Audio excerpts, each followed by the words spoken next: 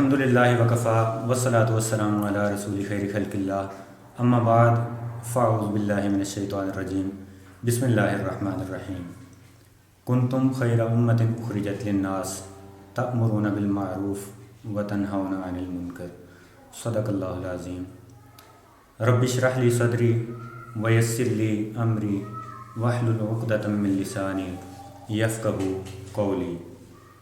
فتنے ہوں، مصائب ہوں، مسائل ہوں کہ غم ہوں، فتنے ہوں، مصائب ہوں، مسائل ہوں کہ غم ہوں، ہر دور میں ہر لمحہ ضرورت ہے خدا کی، اور ممکن نہیں وہ کام وہ کر دیتا ہے ممکن، ممکن نہیں جو کام وہ کر دیتا ہے ممکن، عاجز ہو جہاں عقل وہ قدرت ہے خدا کی۔ کب آئے گا آخر کسی خود کش کی سمجھ میں، کب آئے گا آخر کسی خود کش کی سمجھ میں، انسان کی ہر سانس امانت ہے خدا کی، انسان کی ہر سانس امانت ہے خدا کی، اور باہر نہیں اس ذات کی حد سے کوئی سرحد، باہر نہیں اس ذات کی حد سے کوئی سرحد، کونین کی وسعت پہ حکومت ہے خدا کی، اور قائم ہے زمانے میں سراج اپنی جو عزت، قائم ہے زمانے میں سراج اپنی جو عزت، صدقہ ہے محمد کا عنایت ہے خدا کی، صدقہ ہے محمد کا عنایت ہے خدا کی۔ محترم ناظرین، السلام علیکم ورحمۃ اللہ وبرکاتہ۔ پروگرام ہے امر بالمعروف، میں ہوں آپ کا میزبان محمد فرحان۔ ناظرین محترم، ٹیکنالوجی کے اس دور میں ہماری نوجوان نسل اپنے اسلاف کے اقدار سے بہت زیادہ فاصلہ اختیار کر گئی ہے۔ وجوہات بے شمار ہیں، شاید ہم نے اپنے اسلاف کی تعلیمات کو ذکر و اذکار کی محافل تک محدود کر لیا ہے، ہم ان کا مطالعہ اس طرح سے نہیں کرتے کہ ان کی تعلیمات ہماری زندگیوں پہ اثر انداز ہو سکیں۔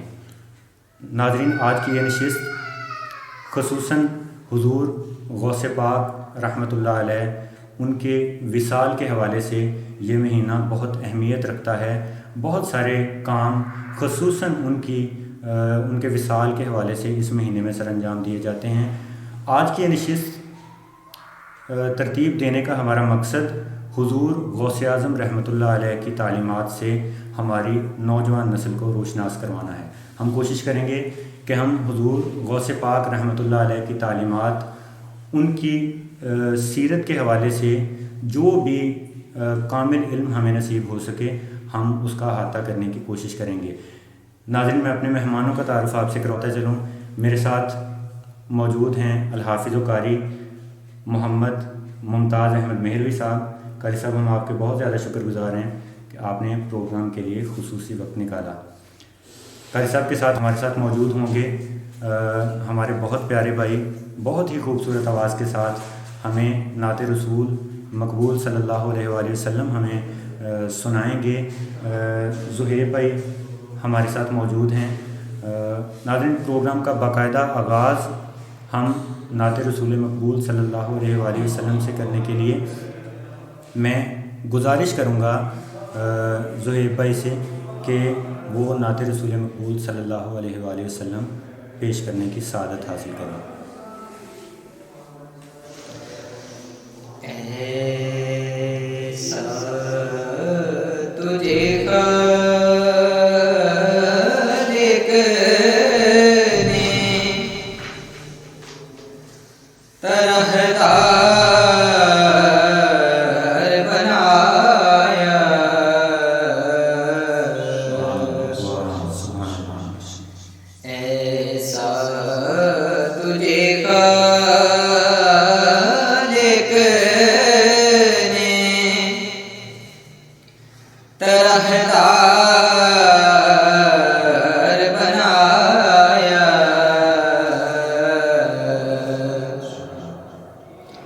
یوسف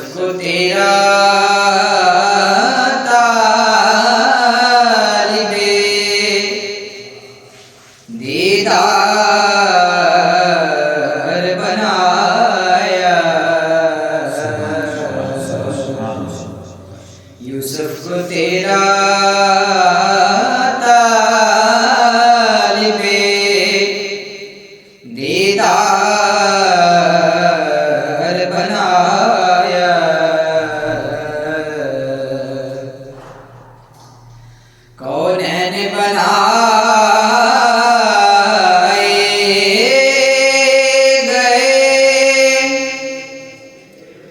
سرکار کی خاطر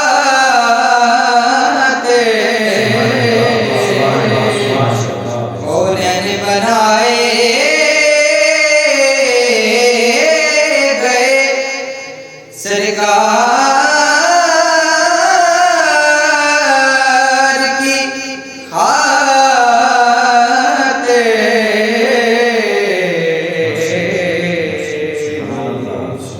کونین کی خاطر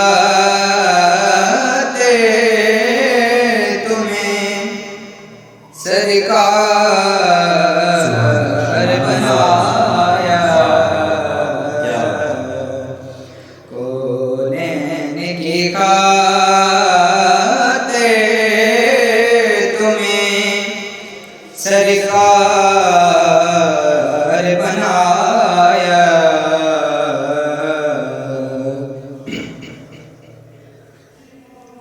ہر بات بدامانیوں سے کہ میں نے بگاڑے ہر بات بدامانیوں سے کہ میں نے بگاڑے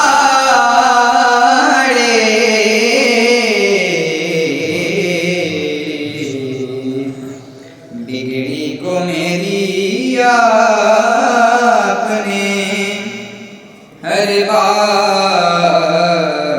بنایا بگڑی کو میری آپ نے ہر بار بنایا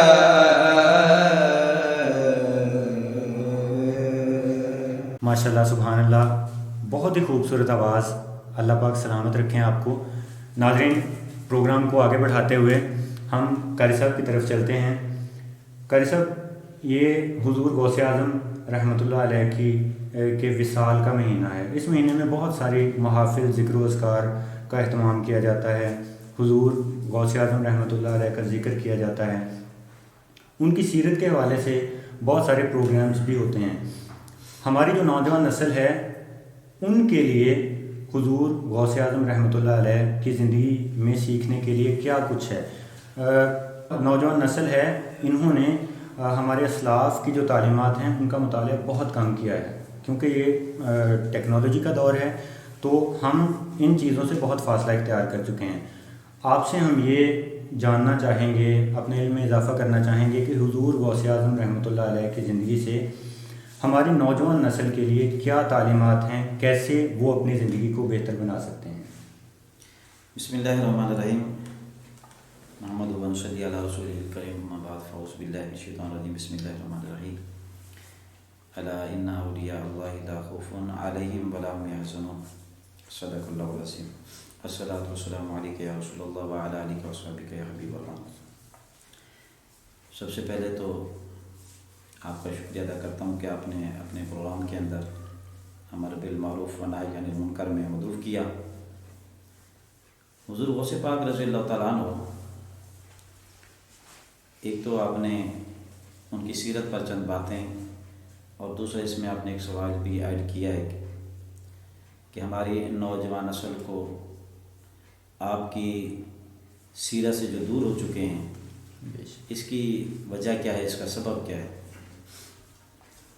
آپ رضی اللہ تعالیٰ عنہ، آپ کی شان تو برا البرا ہے، بے شک بے شک۔ اللہ اللہ تعالیٰ نے آپ کو یہ منصب ولایت تو ماں کے پیٹ میں تھے اس وقت عطا فرمائے، اور آپ جب پیدا ہوئے، اور یہ بہت بڑا اعزاز تھا آپ کا، اور آپ کے ولی کامل ہونے پر یہ بہت بڑی دلیل ہے کہ جب آپ پیدا ہوئے۔ اس سے پہلے میں آپ کا تعارف تھوڑا سا کرا دوں۔ آپ کا جو نام اسم گرامی وہ عبد القادر ہے، ابو محمد آپ کی کنیت ہے، اور محی الدین، محبوب سبحانی، یہ سارے بہت سارے آپ کے القابات ہیں۔ آپ کے والد ماجد، آپ کا نام سید موسیٰ، ابو صالح ان کی کنیت ہے، اور جنگی دوست یہ ان کا لقب ہے۔ آپ کی جب ولادت بسعادت ہوئی تو آپ کے والد محترم آپ فرماتے ہیں کہ جب میرا بیٹا عبد القادر پیدا ہوا تو میرے مصطفیٰ کریم صلی اللہ علیہ وسلم اپنے صحابہ کرام تشریف لائے، صحابہ کے ساتھ تشریف لائے اور آ کر مجھے مبارک دی اور فرمایا ابو صالح تمہیں مبارک ہو، اللہ نے یہ جو تمہیں چاند جیسا بیٹا عطا کیا ہے یہ اللہ کا بھی محبوب ہے، یہ مصطفیٰ کا بھی محبوب ہے اور پوری کائنات ان سے محبت کرے گی۔ اور آپ جب پیدا ہوئے تو بڑی مزے کی بات یہ ہے کہ اللہ تعالیٰ نے یہ اس وقت یہ اعزاز آپ کو عطا فرمایا کہ آپ کے صدقے میں اللہ نے ولایتیں تقسیم کی۔ فرماتے ہیں کہ جس رات میرے آقا کریم صلی اللہ علیہ وسلم کے یہ سچے غلام سید عبد القادر جیلانی البغدادی الحسنی والحسین رضی اللہ تعالیٰ عنہ آپ کی جب ولادت ہوئی تو اس رات پورے جیلان کے اندر، جس علاقے میں آپ رہتے تھے، پورے جیلان کے اندر جس گھر میں بھی بچے کی پیدائش متوقع تھی اللہ نے سب کو بیٹے عطا فرمائے۔ اور پھر بات یہاں تک نہیں بلکہ اس سے بھی آگے، اور جتنے بھی بچے پیدا ہوئے اس رات کو سارے کے سارے حضرت غوث پاک رضی اللہ تعالیٰ عنہ کی ولادت کے صدقے سارے کے سارے ولی کامل بھی بنے۔ یہ اللہ تبارک و تعالیٰ نے اپنے جب اس کے محبوب بندوں کی ولادت ہوتی ہے تو اس طرح کے معاملات ہوتے ہیں کہ جب حضور غوث پاک کی ولادت ہوئی تو اللہ تعالیٰ نے تو ولایتیں بانٹی، جتنے بھی اس رات کو لوگ پیدا ہوئے تو وہ سارے کے سارے ولی کامل بنے۔ اور پھر حضور غوث پاک رضی اللہ تعالیٰ عنہ آپ سے پوچھا گیا کہ حضور آپ کو کب پتہ چلا کہ آپ اللہ کے ولی ہیں؟ آپ فرماتے ہیں کہ بچپن کی بات ہے، میں جب مدرسے پڑھنے جایا کرتا تھا تو میں یہ منظر دیکھتا تھا، میرے آگے پیچھے دائیں بائیں ہر طرف جو ہے فرشتے میرے ساتھ چلا کرتے تھے، اور جب میں مدرسے میں پہنچتا تو وہاں فرشتے یہ آواز دیتے کہ بچوں ہٹ جاؤ، راستہ دے دو، دیکھتے نہیں اللہ کا ایک ولی آ رہا ہے۔ تو اس طریقے سے حضور غوث پاک رضی اللہ تعالیٰ فرماتے ہیں کہ مجھے بچپن سے ہی پتہ چلا کہ اللہ تعالیٰ نے مجھے ولایت، آپ کی والدہ نے بھی اسی طرح گواہی دی، بہت ساری آپ کی نشانیاں ہیں، آپ اس پہ بیٹھ جائیں تو بہت اس کے لیے وقت چاہیے، لیکن آپ فرماتے ہیں کہ آپ کی والدہ ماجدہ فرماتی ہیں کہ جب میرا بیٹا پیدا ہوا، میرا عبد القادر جب پیدا ہوا تو رمضان مبارک کا مہینہ تھا، تو اس وقت جو ہے آپ نے سحری سے لے کر افطاری تک سارا دن میرے بیٹے نے دودھ نہیں پیا، اور یہ آپ کی بہت بڑی یہ بچپن کی جو ولایت کی باتیں ہیں۔ پھر اللہ تعالیٰ نے آپ کو وہ منصب عطا فرمایا، وہ مقام عطا فرمایا کہ کائنات میں ایسا مقام کسی کو بھی نہیں عطا فرمایا، اور کائنات میں جس ولی کو بھی جو ملا ہے حضور غوث پاک کا صدقہ ہی ملا ہے، کیونکہ حضور غوث پاک رضی اللہ تعالیٰ عنہ آپ اللہ کے وہ ولی ہیں، وہ ولی کامل ہیں۔ آپ جب آپ پڑھتے رہے، آپ نے 33 سال تک آپ نے درس نظامی پڑھایا ہے، آپ خطاب نہیں کرتے تھے، لوگوں میں واعظ و نصیحت نہیں فرماتے۔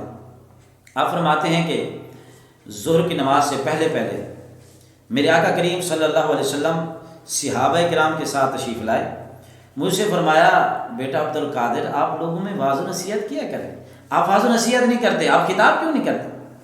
میں نے کہا حضور میری زبان فارسی ہے، یہاں لوگ بڑے فصیح و بلیغ ہیں، یہ عربی سمجھنے والے لوگ ہیں، تو میں اور کوئی زبان بول نہیں سکتا اپنی زبان فارسی کے علاوہ۔ آپ فرماتے ہیں کہ میرے آقا کریم صلی اللہ علیہ وسلم نے مجھے سینے سے لگایا اور اپنا لعاب دہن، مجھے فرمایا اپنا منہ کھولو، میں نے منہ کھولا، میرے مصطفیٰ نے اپنا لعاب دہن نکالا اور میرے منہ کے اندر ڈالا، اور پھر فرماتے ایک مرتبہ بھی نہیں 7 مرتبہ میرے مصطفیٰ کریم صلی اللہ علیہ وسلم نے اپنا لعاب دہن میرے منہ کے اندر ڈالا۔ یہ وہ لعاب دہن ہے جس کے بارے میں روایات کے اندر آتا ہے، مولا کائنات حضرت علی کرم اللہ تعالی وجہہ الکریم خیبر کے موقع پر آپ کو میرے آقا صلی اللہ علیہ وسلم نے بلایا، فرمایا علی کہاں ہیں؟ بتایا کہ حضور ان کی آنکھوں میں تکلیف ہے، درد ہے، وہ آرام کر رہے ہیں۔ حضور نے فرمایا بلاؤ، حضرت علی پاک حاضر ہوئے تو میرے مصطفیٰ کریم صلی اللہ علیہ وسلم نے فرمایا علی کیا ہوا؟ عرض کیا کہ آنکھوں میں بڑی تکلیف ہے۔ میرے آقا علیہ السلام نے اپنا لعاب دہن نکالا، ان کی آنکھوں پہ لگایا، اللہ نے شفا عطا فرما دی۔ حضرت انس رضی اللہ تعالیٰ عنہ حاضر ہوتے ہیں، یا رسول اللہ گھر میں پانی کا کنواں کھودا ہے بڑی مشکل سے، پانی کھاری نکل آیا، میرے آقا علیہ السلام نے اپنا لعاب دہن عطا فرمایا جاؤ اس میں ڈالو، جب ڈالا تو اللہ نے اس پانی کے اندر مٹھاس عطا فرما دی۔ یہ وہ لعاب دہن ہے کہ جب حضرت قتادہ رضی اللہ تعالیٰ عنہ کی آنکھ کا ڈھیلا نکل کر باہر آ گیا، عرض کیا آقا مجھے آنکھ چاہیے، سرکار نے یہ نہیں فرمایا کسی ڈاکٹر کے پاس چلے جاؤ، کسی حکیم کے پاس چلے جاؤ، میرے مصطفیٰ کریم صلی اللہ علیہ وسلم نے آنکھ کا ڈھیلا پکڑا، آنکھ پہ رکھا اور لعاب دہن لگایا، اللہ نے شفا عطا فرما دی۔ آقا علیہ الصلوۃ والسلام نے فرمایا قتادہ بتاؤ اب کیسا نظر آتا ہے؟ عرض کرتے ہیں آقا پہلے جتنا نظر آتا تھا اب اس سے بھی مجھے زیادہ اس آنکھ سے نظر آتا ہے۔ یہ وہ لعاب دہن تھا جب حضور غوث پاک رضی اللہ تعالیٰ فرماتے ہیں کہ جب میرے منہ کے اندر 7 مرتبہ حضور نے لعاب دہن ڈالا اور پھر فرمایا اب خطاب کیا کرو۔ فرماتے ہیں پہلے تو کوئی ہوتا نہیں تھا سننے کے لیے، اب جب میں خطاب کرتا تھا تو میرے مجمع کے اندر 70 ہزار لوگ بیٹھ کر میرا خطاب سنا کرتے تھے۔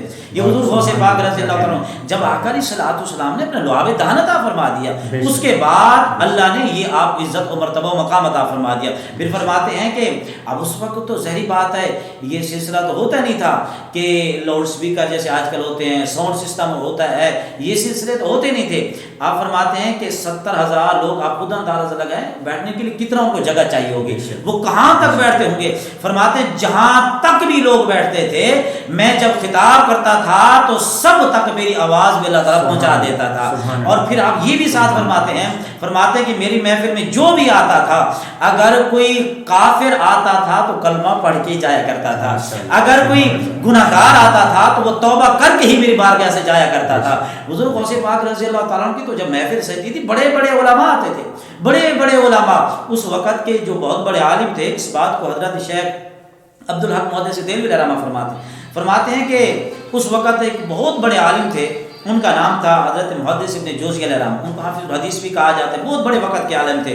لوگوں نے جا کر اسے کہا حضور غوث پاک رضی اللہ تعالیٰ عنہ کی بارگاہ میں بڑے بڑے عالم آتے ہیں، کاپیاں لے کر آتے ہیں، پینسل لے کر آتے ہیں اور وہ بہت جو ہے مواد دیتے ہیں، علمی باتیں وہاں سے ملتی ہیں اور بڑی بڑی وہاں سے باتیں ملتی ہیں، لوگ لکھ کے لے جاتے ہیں، آپ بھی حضور جائیں نا، وہاں سے کوئی نہ کوئی فائدہ حاصل ہوگا۔ محدث ابن جوزی فرماتے میں چلا گیا، میں نے جا کے آپ کی محفل اٹینڈ کی، بیٹھا تو آپ نے ایک آیت کریمہ پڑھی، ایک آیت کریمہ پڑھنے کے بعد آپ نے اس آیت کریمہ کا ترجمہ کیا، پھر آپ نے تفسیر کی، پھر آپ نے دوسری تفسیر کی، پھر آپ نے تیسری تفسیر کی، حتیٰ کہ محدث ابن جوزی فرماتے ہیں کہ حضور غوث پاک رضی اللہ تعالیٰ عنہ نے 11 تفسیریں ایک آیت کی بیان فرمائی، 11 تفسیریں آپ نے ایک آیت کریمہ کی بیان فرمائی۔ اور پھر فرماتے ہیں کہ اس کے بعد حضور غوث اعظم نے دوسری باتیں کرنی شروع کر دی۔ آپ فرماتے ہیں میرے دل میں یہ بات آئی، یہ میرے دل میں خیال آیا کہ 11 تفسیریں انہوں نے کی ہیں تو یہ 11 تفسیریں تو مجھے بھی آتی ہیں، تو ان کی جو اتنے ان کی شہرت کے ڈنکے ہیں، ان کی شہرت ہے، لوگ ان کی باتیں کرتے ہیں، کمالات بیان کرتے ہیں، یہ 11 تفسیریں تو مجھے بھی آتی ہیں، مجھے تو یہاں سے کوئی فائدہ حاصل نہیں ہوا، مجھے تو یہاں سے کچھ نہیں ملا، ایسی لوگ یہ باتیں کرتے ہیں۔ فرماتے یہ بات صرف میرے دل میں ہی، میں نے بتائی نہیں، صرف دل میں رکھی، اب یہ سوچ رہا تھا۔ حضور غوث اعظم رضی اللہ تعالیٰ عنہ جیسے آگے خطاب جیسے فرما رہے تھے، پھر آپ واپس اسی جگہ پہ تشریف لائے، اسی جو آیت کی تفسیر فرما رہے تھے، پھر وہیں سے آپ نے شروع کیا، پھر آپ نے جو ہے 11 تفسیریں جو پہلے بیان فرمائی، اس کے بعد حضور غوث پاک رضی اللہ تعالیٰ عنہ نے اسی آیت کی مزید تفسیریں بیان کرنا شروع کر دیں، پھر 12ویں 13ویں 14ویں حتیٰ کہ اس کے علاوہ 40 تفسیریں اس آیت کی پھر آپ نے بیان فرمائی، اور پھر فرمایا کہ 40 تفسیریں ہو گئی ہیں کہ ابھی تک تو ہم نے کال کی بات کی ہے، چلو آؤ اب حال کی بات بھی کرتے ہیں۔ تو آپ فرماتے ہیں میں بڑا حیران ہوا کہ حضور غوث پاک اللہ نے اتنا علم عطا فرمایا کہ اتنا علم اللہ نے کسی اور کو عطا نہیں فرمایا۔ تو حضور محدث جوزی علیہ الرحمہ آپ کی محفل میں جب بیٹھتے تو آپ سمجھتے کہ یہ وہ ہستی ہیں کہ جن کو آقا علیہ الصلوۃ والسلام نے لعاب دہن عطا فرمائی، یہ سارا اس لعاب دہن کا صدقہ ہے۔ اللہ تعالیٰ ہم سب کی حاضری اپنی بارگاہ میں قبول۔ ماشاءاللہ قاری صاحب، جس طرح سے آپ نے حضور غوث اعظم رحمۃ اللہ علیہ کی زندگی سے ان کی زندگی کے کچھ حصوں کو آپ نے بیان کیا ہے، جس طرح سے ان کی فضیلت آپ نے بیان کی ہے، یقیناً یہ ہمارے ناظرین کے لیے بہت زیادہ سود مند ثابت ہوگا، یقیناً ہماری نوجوان نسل اس سے بہت زیادہ فائدہ حاصل کرے گی۔ قاری صاحب، ہمارے پاس ہمارے ناظرین کی طرف سے کچھ سوالات ہیں، ہم آپ کی خدمت میں رکھیں گے اور ان کے جواب آپ سے جاننا چاہیں گے۔ ہمارا پہلا سوال ہے 11ویں شریف کے حوالے سے، چونکہ حضور غوث اعظم رحمۃ اللہ علیہ کے وصال مبارک کا مہینہ ہے تو ختم پاک کا اہتمام کیا جاتا ہے. تو سوال یہ ہے کہ 11ویں شریف کی حقیقت کیا ہے جو 11ویں شریف کے نام سے ختم پاک کا اہتمام کیا جاتا ہے، اور کب سے اس کا آغاز ہوا؟ ہم جس وقت میں ہم رہ رہے ہیں ہم نے ابھی اپنی اس نسل میں اس چیز کو دیکھا ہے، تو کہاں سے اس کا آغاز ہوتا ہے، اس پہ آپ روشنی فرمائیے گا تھوڑی سی. جی، آپ کے یہ دو سوال ہیں. پہلا سوال یہ ہے کہ 11ویں شریف کی شرعی حقیقت کیا ہے. 11ویں شریف جو ہے اصل میں یہ ایک نام ہے، 11ویں شریف ہے، یا اسی طرح کے مختلف نام ہیں. 11ویں شریف ہے یا عرس پاک کہہ لیں، یا ہم کلخانی کہہ لیں، یا 7ویں کا ختم ہے، 40ویں کا ختم ہے، برسی ہے، اور اسی طرح کے جو محفلیں پاک ہوتی ہیں، یہ سب نام مختلف ہیں. ان کا جو اصل مقصد ہے وہ ایک ہی ہے، ایصال ثواب. 11ویں شریف کا جو اصل معنی ہے، جو اس کا مقصد ہے، وہ ایصال ثواب ہے. نام مختلف ہیں، اور جو ایصال ثواب ہے یہ قرآن میں بھی موجود ہے، یہ حدیث مبارکہ میں بھی موجود ہے. سورہ حشر آیت نمبر 10 اللہ تعالیٰ ارشاد فرماتا ہے والذین من بعدهم یقولون ربنا اغفر لنا ولاخواننا الذین سبقونا بالایمان. وہ لوگ جو ان کے بعد آئے اور انہوں نے یہ دعائیں مانگی کہ اے اللہ ہماری بھی بخشش فرما، اور جو ہم سے پہلے ایمان کی حالت میں گزر چکے یا اللہ ان کی بھی بخشش فرما. تو یہ بخشش کی دعا مانگنا، یہ کسی کے لیے استغفار کرنا، دعا مانگنا، کسی کو ایصال ثواب کرنا، یہ قرآن و حدیث سے ثابت ہے. اور دوسرا حدیث مبارکہ کے اندر میرے مصطفیٰ کریم صلی اللہ علیہ وسلم کی بارگاہ میں عرض کیا گیا یا رسول اللہ، یہ جو ہم اپنے پیاروں کے لیے صدقہ کرتے ہیں کیا یہ ان تک پہنچتا ہے؟ آقا کریم صلی اللہ علیہ وسلم نے ارشاد فرمایا نہ صرف پہنچتا ہے بلکہ اللہ اس کے صدقے انہیں نفع بھی عطا فرماتا ہے. ایک اور حدیث پاک کے اندر میرے آقا علیہ السلام نے ارشاد فرمایا کہ قیامت کا دن ہوگا، ایک بندہ قبر سے اٹھ کے جا رہا ہوگا تو وہ دائیں بائیں دیکھے گا، بڑے بڑے نیکیوں کے پہاڑ ان کے ساتھ چڑھ رہے ہوں گے. وہ عرض کرے گا باری تعالیٰ یہ نیکیاں میرے پاس کہاں سے آ گئی؟ یہ عمل میں نے تو نہیں کیے، یہ میرے پاس نیکیاں کہاں سے آ گئی؟ تو اللہ تعالیٰ ارشاد فرمائے گا کہ میرے بندے یہ نیکیاں تو نے نہیں کی، تو جب مرنے کے بعد میرے پاس آ گیا، پیچھے لوگوں نے تیرے لیے دعا کی اور تیرے لیے صدقہ کیا، تیرے لیے خیرات کی، تیرے لیے بخشش کی دعا کرتے تھے، میں رب تجھے نیکیاں عطا فرماتا تھا، یہ نیکیاں وہ تیرے ساتھ چل رہی ہیں. تو پتہ چلا کہ اگر کوئی شخص فوت ہو جائے اس کے لیے ہم دعا کرتے ہیں، استغفار کرتے ہیں، تو یہ اللہ انہیں ثواب عطا فرماتا ہے. اور دعا کرنا، کسی کو ایصال ثواب کرنا، یہ قرآن حدیث سے ثابت ہے، اس کا کسی قسم کا کوئی انکار نہیں کر سکتا. اور اب آئے 11ویں شریف کی طرف. 11ویں شریف یہ بھی ایک ایصال ثواب کا نام ہے، اسی طرح عرس پاک یہ بھی ایصال ثواب کرنا. یہ سارے نام مختلف ہیں. میں اس کی ایک مثال دے دیتا ہوں، آسان ہو جائے گا بات کو سمجھانا. دیکھیں ہم صبح کو کھانا کھاتے ہیں، اب کھانا پکا، ماں نے پکایا، امی نے پکایا، ہم نے اس کو کھایا، ہم اس کو بریک فاسٹ کہتے ہیں. اب اسی کھانے کو اگر ہم دوپہر کو کھاتے ہیں تو ہم اسے لنچ کہتے ہیں. کھانا وہی ہے. شام کو اگر ہم اسے کھاتے ہیں تو ہم اسے ڈنر کہتے ہیں. کھانا ایک ہی ہے. صبح کھایا اسے ہم نے بریک فاسٹ کہا، دوپہر کو کھایا اس کو ہم نے لنچ کہا، شام کو کھایا تو اس کو ہم نے ڈنر کہا.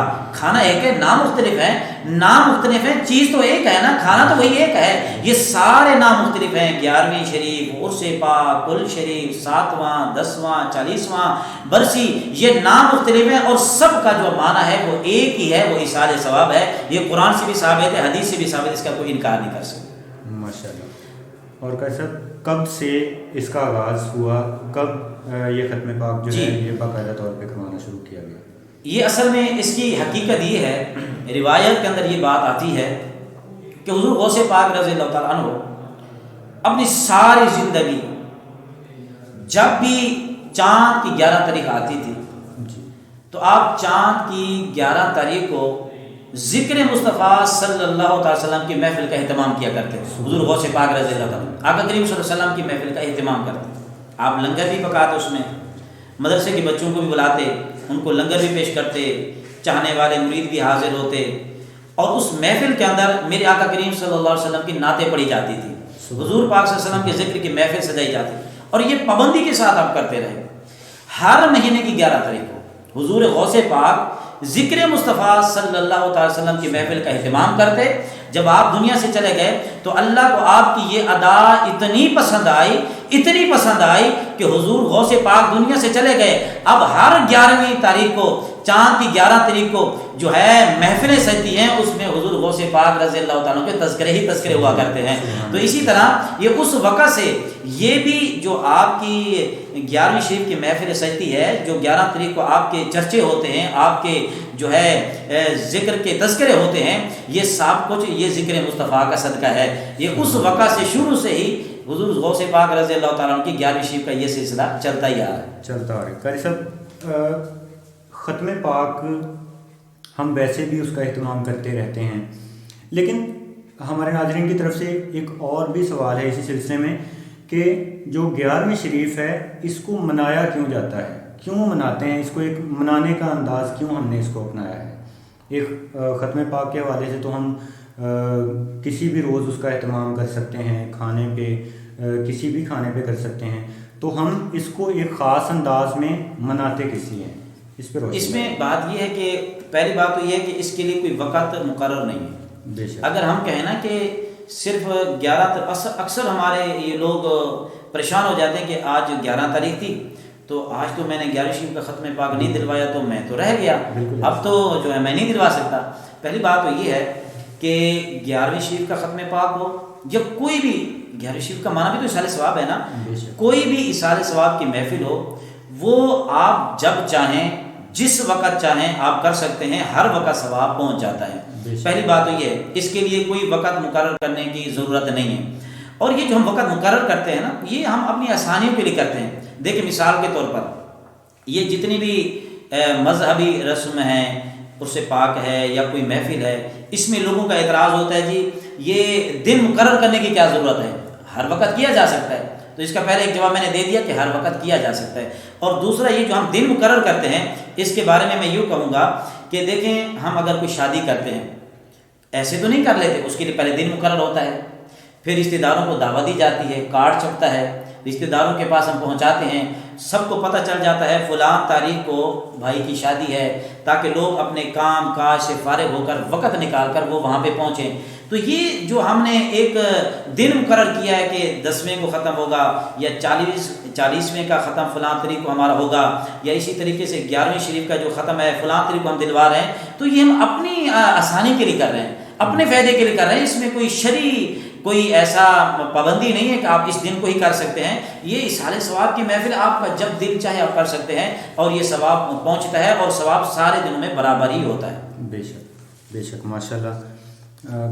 کرشب، جو حضور غوث اعظم رحمۃ اللہ علیہ کی زندگی ہے اس کے حوالے سے آپ نے سوالات کے مکمل انداز میں جواب دے کر یقیناً ہمارے ناظرین کو بہت زیادہ فائدہ پہنچایا ہوگا۔ ایک اور چیز جو ہے ہمارے آج کل کے دور میں ہماری جو نوجوان نسل ہے اس میں جھوٹ اور فریب اور بے ایمانی جیسی جو عادتیں ہیں یہ بہت زیادہ عام ہو گئی ہیں۔ میں آپ سے درخواست کروں گا کہ حضور غوث اعظم رحمۃ اللہ علیہ کی زندگی سے کوئی ایسا واقعہ ہمیں سنائیں کہ جس سے ہماری نوجوان نسل سبق حاصل کر سکے، جو ان کے لیے اس رات کی تاریکی میں روشنی کا کام کر سکے۔ جی دیکھیں، پہلی بات تو یہ ہے کہ یہ جو ہمارے اندر برائیاں پائی جاتی ہیں یا جھوٹ ہے، یہ جس طرح آپ نے بات کی، اس کو ختم کرنے کا اس کا حل کیا ہے؟ اللہ تعالیٰ نے قرآن میں خود ارشاد فرمایا کہ یا ایھا الذین آمنوا اتقوا اللہ وکونوا مع الصادقین، اے لوگو اللہ سے ڈرو، سچے لوگوں کے ساتھ ہو جاؤ۔ اللہ تعالیٰ ہمیں حکم دیتا ہے ایسے نیک لوگوں کے ساتھ ہو جاؤ، سچے لوگوں کے ساتھ ہو جاؤ، کیونکہ جو اچھی صحبت ہوتی ہے نا وہ انسان کو اچھا بنا دیتی ہے۔ اچھی صحبت میں انسان ہمیشہ اچھا ہی بن جاتا ہے۔ آقا علیہ السلام کی بارگاہ میں بھی ایک شخص آیا، گناہ کرتا تھا، شراب پیتا تھا، جھوٹ بولتا تھا، بدکاری کرتا تھا۔ آقا علیہ السلام کی خدمت میں عرض کرتا ہے کہ میں کلمہ پڑھ لوں گا لیکن میں گناہ نہیں چھوڑوں گا، اگر آپ کا دل چاہے تو کلمہ پڑھا دے، ورنہ آپ کی مرضی ہے۔ حضور نے کلمہ پڑھا دیا، فرمایا چلو کون کون سے گناہ کرتا ہے؟ اس نے عرض کیا میں تو شراب پیتا ہوں، زنا کرتا ہوں، جھوٹ بولتا ہوں۔ حضور نے فرمایا اچھا ایک کام کر، جھوٹ بولنا چھوڑ دے اور باقی جیسے تیرا دل کرے۔ اس نے عرض کیا رسول اللہ ٹھیک ہے۔ اب وہ جب گھر گیا نا تو اس کا دل للچایا کہ میں شراب پی لوں۔ اب دل میں سوچتا ہے کہ حضور سے وعدہ کر کے آیا ہوں میں جھوٹ نہیں بولوں گا، تو اب اگر میں وہاں جا کے جھوٹ بولوں گا تو وعدہ خلافی ہو جائے گی، اگر جو ہے میں سچ بولوں گا تو پھر سزا بھی ملے گی۔ اس نے شراب پینا چھوڑ دیا۔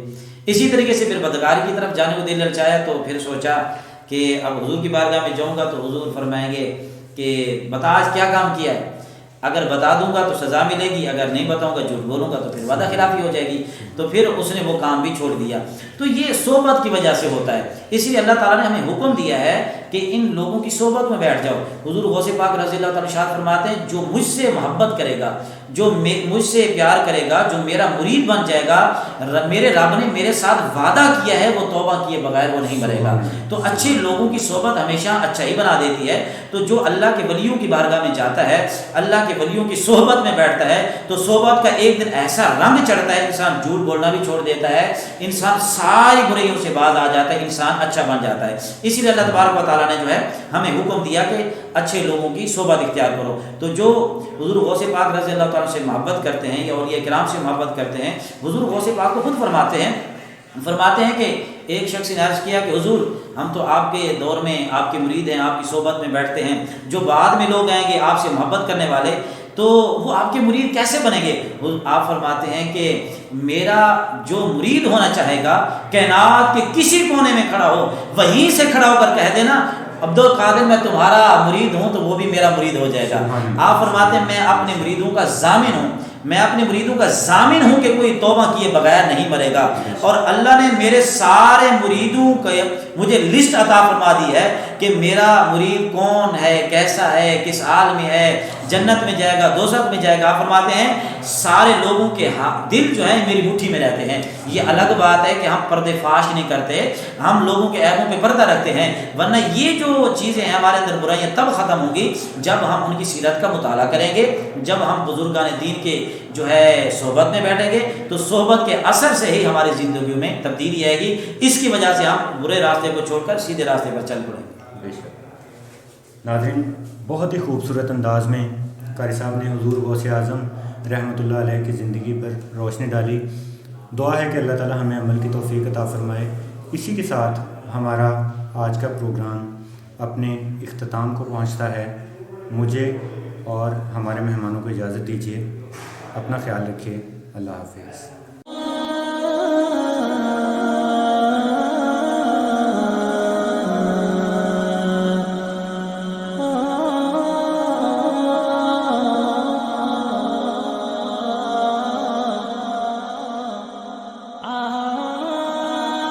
کونین بنائے